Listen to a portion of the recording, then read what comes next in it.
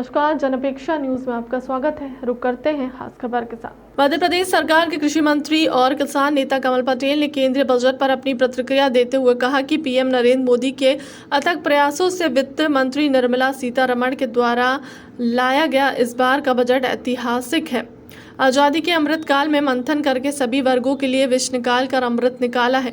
इसके लिए अमृत बजट है। 60 साल में देश की अर्थव्यवस्था को कांग्रेस ने पटरी से उतार दिया। प्रधानमंत्री नरेंद्र मोदी ने 8 साल में अर्थव्यवस्था को पटरी पर लाने का भरसक प्रयास किया। अब बुलेट ट्रेन की तरह देश विकास के पथ पर दौड़ेगा। गरीबों के शत के लिए 66% राशि इस बजट में बढ़ाई गई, जिसमें 2024 तक हर गरीब को इस शत मिलेगी।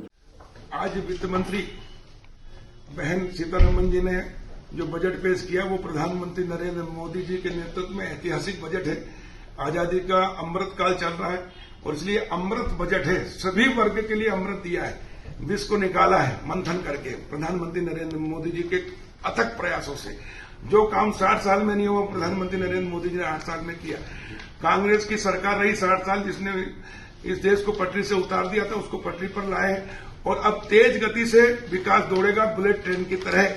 ये बजट भारत को तेज गति से आगे बढ़ाने वाला बजट है, अमृत बजट है।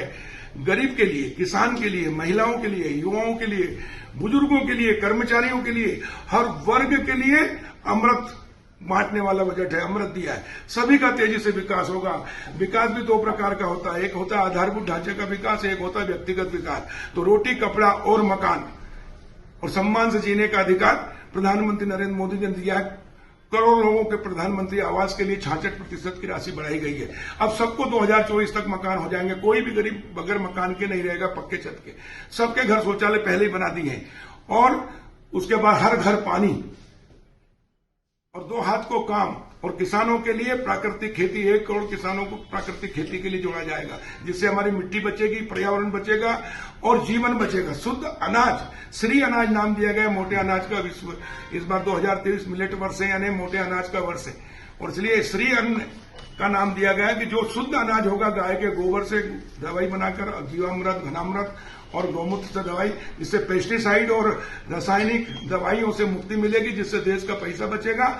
और जो अनाज हम पैदा करेंगे वो दुनिया को निर्यात करके विदेशों से पूंजी आएगी, तो भारत पुनः सोने की चिड़िया बनेगा और सीधा पैसा किसान के पास जाएगा। दूसरा, स्टार्टअप, युवाओं को रोजगार देने के लिए सुविधाएं दी गई।